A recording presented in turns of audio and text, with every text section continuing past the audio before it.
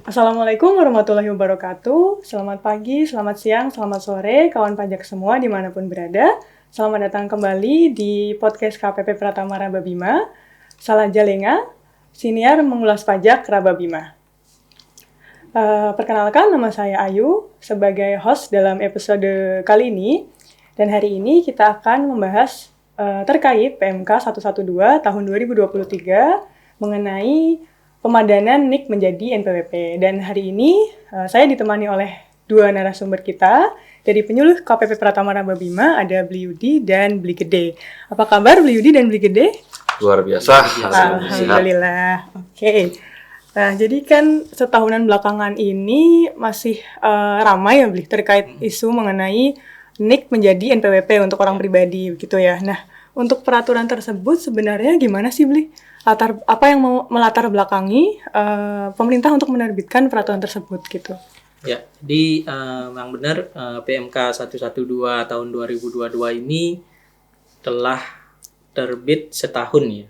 Setahun, jadi sekitar bulan Juli, yaitu buat tanggal tepatnya 14 Juli 2022. Nah, walaupun setelah setahun berjalan masih ada wajib pajak yang belum melakukan pemadanan gitu ya. Jadi latar belakangnya sendiri adalah merupakan pelaksanaan atau amanat dari Undang-Undang Harmonisasi Peraturan Perpajakan, di mana dalam Undang-Undang HPP disebutkan bahwa nomor pokok wajib pajak atau NPWP orang pribadi yang merupakan penduduk Indonesia menggunakan nomor induk kependudukan.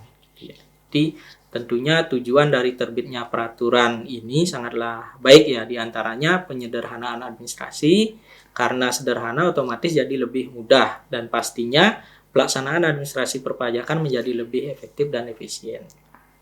Kemudian validitas data juga akan lebih akurat karena basis datanya akan terintegrasi dengan data NIK. Jadi pemadanan datanya dengan data Dukcapil gitu ya. Dan ini juga untuk mendukung kebijakan satu data Indonesia atau Single Identity Number. Mengapa NIK yang dipakai? Karena NIK merupakan identitas tunggal yang terstandarisasi. Kenapa demikian? Karena NIK itu kan unik ya, unik. Formatnya 16 digit, sama seluruh Indonesia. Dan pastinya dengan demikian jadi nggak akan ada lagi kasus NPWP ganda seperti sebelumnya, seperti itu ya. Dan juga NIK ini dipakai oleh lembaga-lembaga lain, misalnya perbankan, seperti itu ya. Jadi integrasi datanya untuk administrasi yang dipakai DJP jadi lebih mudah, seperti itu.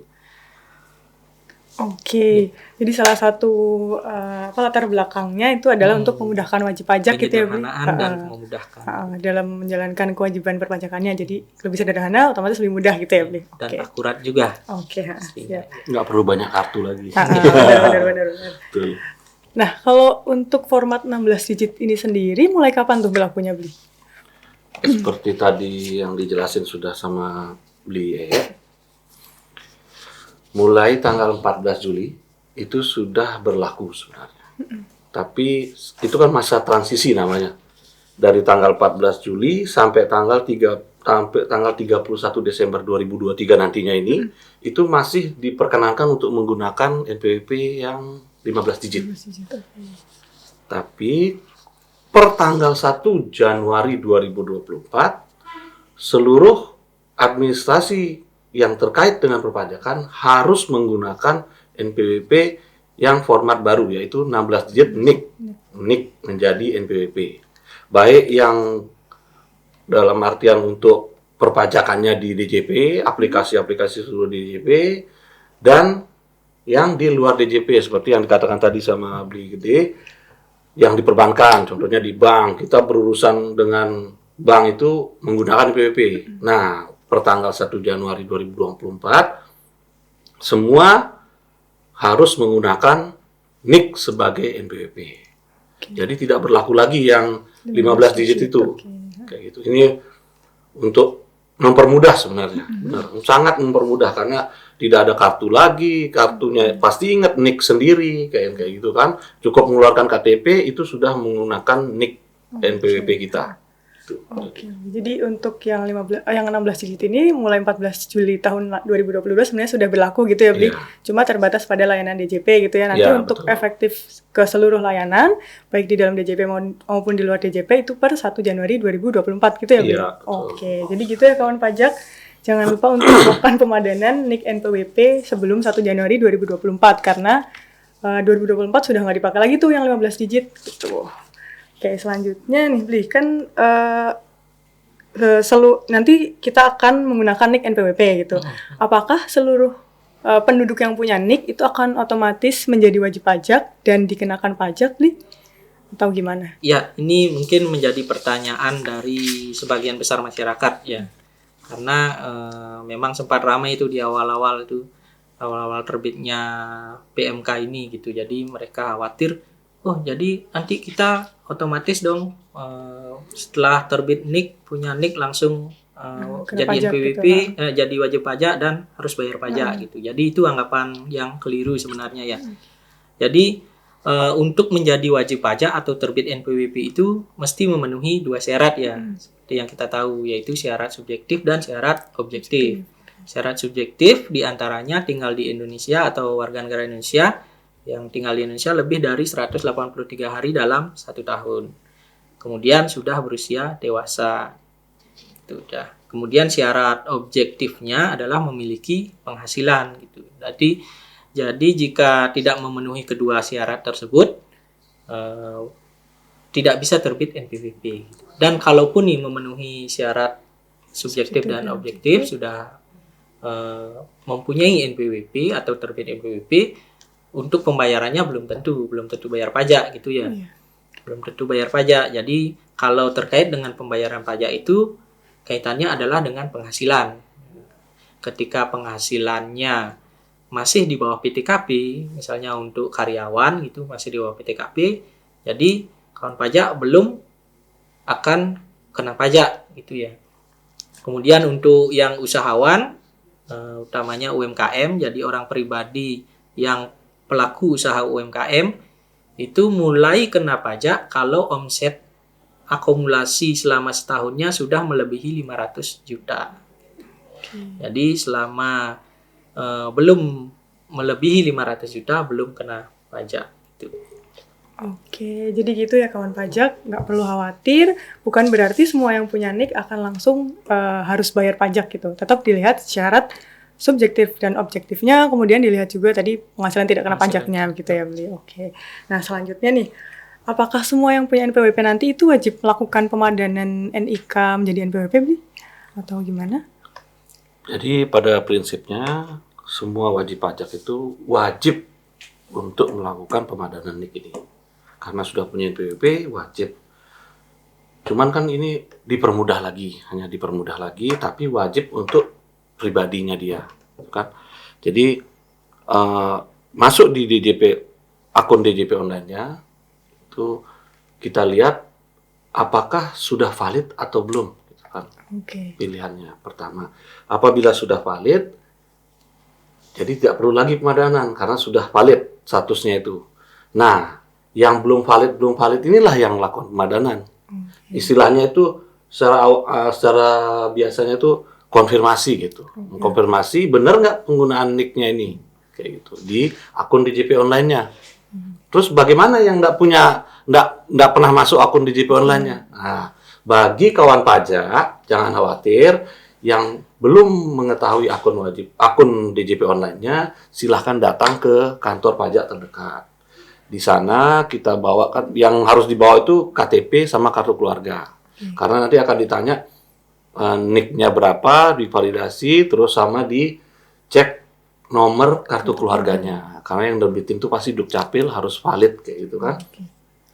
Setelah konfirmasi kantor pajak, divalidasi, baru selesai proses itu. Jadi pada prinsipnya itu semua yang memiliki NPWP, kawan pajak memiliki NPWP, wajib untuk validasi menjadi NPWP menjadi NIK kayak gitu. NPWP-nya dipakai NIK-nya gitu. Oke, jadi untuk kawan pajak yang terdaftar, khususnya yang terdaftar sebelum 14 Juli 2022 gitu ya, Bli, betul. untuk dicek dulu nih apakah datanya sudah valid atau belum. Kalau misalkan nggak punya akun DJP online, bisa datang dulu ke kantor. Untuk yang terdaftar di sini bisa ke KPP Pratama Raba Bima. Nanti kita bantu cekkan apakah sudah sudah valid atau belum gitu datanya. Apakah perlu melakukan pemadanan atau tidak gitu. Oke, nah selanjutnya nih Bli, kalau WP baru yang mendaftarkan diri setelah PMK 112 itu gimana Bli? Apakah perlu cek juga sudah valid atau belum atau gimana Bli? Ya, jadi kan sebenarnya kalau saya balik lagi ya, pemadanan gitu kan, yang dipadankan apa itu kan?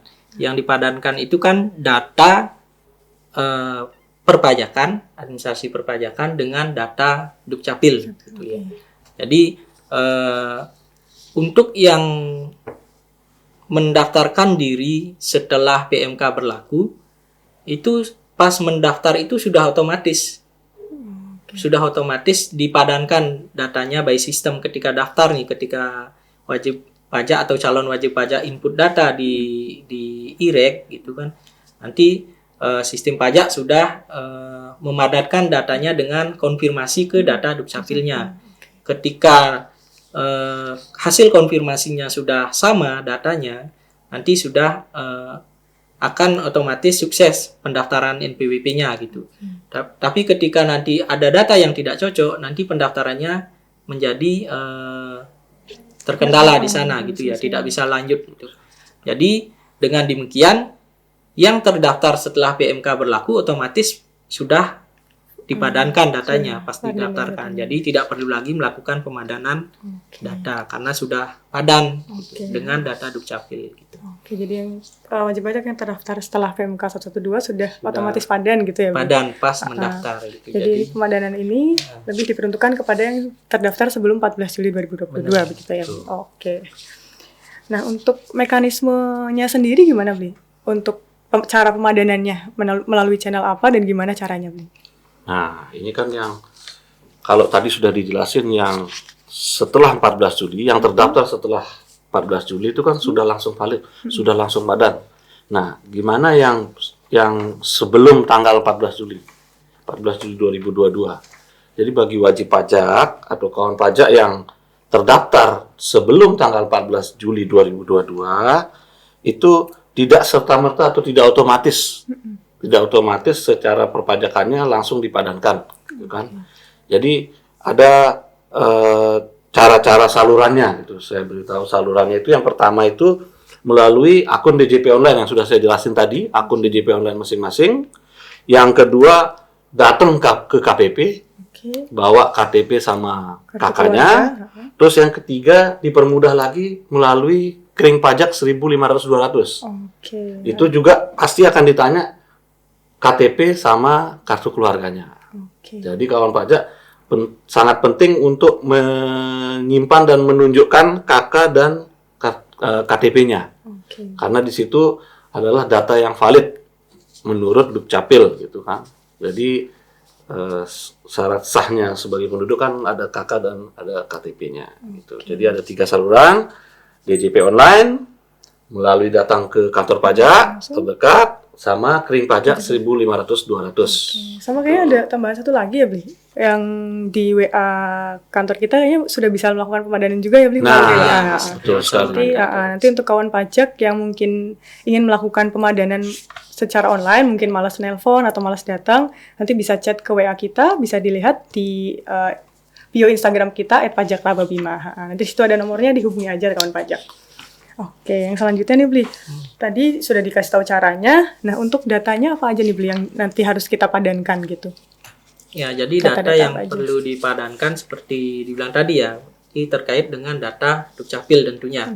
Jadi ada data pokok, yaitu data pokok itu NIK-nya, apakah sudah valid, sudah sama dengan data Dukcapil, kemudian namanya harus nama sama persis dengan nama yang ada di KTP. Kemudian ada tempat lahirnya sama tanggal lahirnya. Nah, itu data pokok yang wajib tuh harus sama persis dengan data Dukcapil, data yang ada di DJP. Kemudian data tambahan lagi yang wajib dilengkapi yaitu data nomor telepon, data email, dan juga data usaha, klasifikasi lapangan usahanya apa gitu. Oke. Itu aja yang perlu. Jadi intinya data-data yang sesuai dengan data Dukcapil gitu ya, Bu ya. Disinkronkan dengan data wajib pajak pada Dukcapil itu gitu. Nah, kemudian nih Bli, nanti kan kita padankan antara data Dukcapil dengan data NPWP gitu ya, Bli. Itu apakah otomatis nanti WP yang setelah pemadanan akan terdaftar di KPP sesuai dengan alamat NIK-nya atau gimana, Bli? Mungkin beli Yudi. Oh iya. Secara prinsipnya sih nggak seperti itu ya. Maksudnya, misalnya kita punya KTP Jakarta, kebetulan ada di Bima, misalnya gitu. Kita pemadanan di sini, misalnya kayak gitu ya. Itu nggak serta-merta merubah KPP terdaftar. Iya, ke KPP terdaftar, kayak gitu. Contohnya lagi, misalnya kita terdaftar di Mataram nih sekarang. Kebetulan kerja di Bima, misalnya gitu kan. KTP-nya KTP Mataram gitu. Nah, kita melakukan pemadanan di KPP Raba Bima, misalnya gitu. Itu tidak serta-merta kita. Jadi nggak jadi WP-nya KPP Raba Bima, gitu ya, tetap menjadi KPP di Mataram tempat kita terdaftar sebelumnya, gitu kan. Itu nggak serta-merta. Dan apabila mau memilih pindah, bisa mengajukan. Itu suatu proses yang berbeda gitu dengan pemadanan. Ini hanya memadankan NIK dengan data tadi kan, data perpajakan dengan data Dukcapil supaya nantinya NIK itu bisa digunakan menjadi NPWP. Gitu ya. Jadi nggak pasti kalau dipadankan langsung terdaftar di KPP yang tempat di pemadanan gitu ya, Bli. Oke. Nah, terus konsekuensinya apa nih, Bli? Kira-kira kalau wajib pajak tidak melakukan pemadanan NIK NPWP-nya? Ya, jadi kan kalau konsekuensinya, kalau denda tentu nggak ada ya. Berupa denda nggak ada. Cuman nanti ketika memerlukan layanan yang terkait dengan perpajakan, itu akan terkendala. Karena statusnya jadinya tetap tidak valid ya. Itu. Jadi ketika misalnya kita berurusan dengan perbankan gitu, misalnya ke depannya di perbankan mensyaratkan status NPWP-nya mesti valid. Nah, tapi ternyata kawan pajak belum melakukan pemadanan, ketika dikonfirmasi ke sistem pajak, ternyata statusnya tidak valid gitu. Nah, jadi akan terkendala gitu. Misalnya juga di perizinan dan lain sebagainya. Karena kan ke depan itu pasti semua sistem akan terintegrasi gitu kan.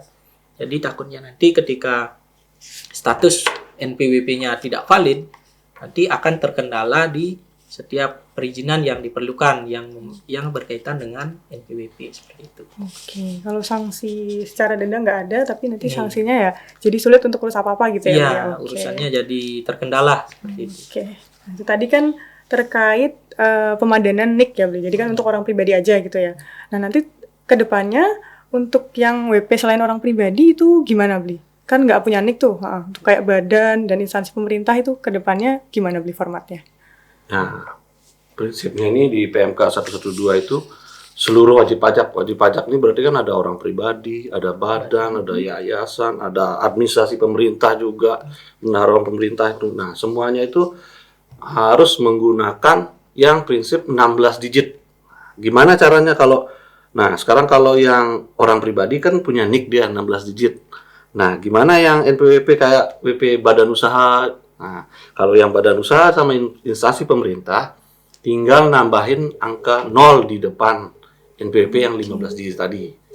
Kayak gitu. Jadi dia 16 digit dia berubah ya, Bli, cuma tambahin 0 aja kayak gitu. Enggak perlu, tapi enggak perlu pemadanan juga mereka ini. Otomatis kalau nanti tahun penggunaannya menggunakan tambahan 0, angka 0 di depan. Nah, terus kalau yang khusus untuk WP cabang, ada yang WP cabang itu nantinya akan menggunakan yang namanya nomor identitas tempat kegiatan usaha.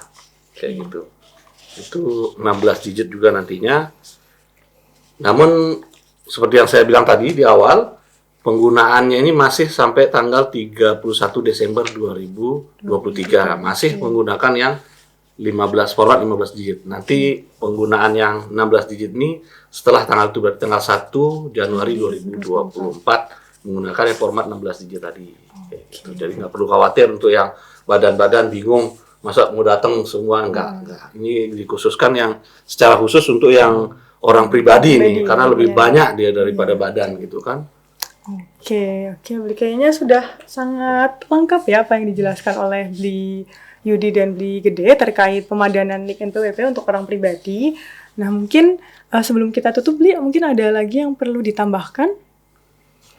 Kalau saya sih coba rangkum ya. Jadi maksudnya simpulkan, jadi untuk wajib pajak orang pribadi khususnya yang terdaftar sebelum 14 Juli 2022, yaitu setelah setahun nih berlaku PMK, jadi segera daftarkan atau padankan datanya gitu. Karena sejatinya proses pemadanan ini gratis dan mudah sebenarnya, hanya perlu niat saja dari kawan pajak ya. Jadi hanya kalau kesulitan melakukan pemadanan secara mandiri seperti yang dibilang Bli Yudi tadi, kan ada banyak kanal nih untuk melakukan pemadanan. Kalau kesulitan secara mandiri lewat DJP online, kawan pajak bisa datang ke kantor pajak dengan membawa KTP dan kartu KK gitu ya. Jadi nanti kita bantu sampai pemadanan data kawan pajak sukses. Karena sejatinya dengan validnya data NPWP kawan pajak nanti tidak akan menemui kendala dalam pelayanan perpajakan, dalam peroleh pelayanan perpajakan seperti itu. Oke, jadi Mungkin Bli Yudi ada tambahan lagi mungkin, Bli? Kalau dari saya, pada prinsipnya semua kawan pajak itu harus pemadanan yang punya NPWP harus padankan. Yang saya perlu garis bawahi, proses ini gratis dan sangat mudah. Ingat, gratis. Jadi tidak ada dipungut biaya sepeser pun. Ini gratis dan sangat mudah. KPP Pratama Raba Bima juga sangat mempermudah. Kalau tidak mau datang kantor pajak bisa melalui layanan call center-nya. Bisa dilihat nanti di description. Terus kalau tidak mau datang lagi, bisa juga melalui saluran-saluran yang tadi. Bisa telepon kirim pajak kayak gitu. Jadi sangat mudah dan gratis ya. Itu aja saya ingin. Oke. Jadi gitu ya kawan pajak.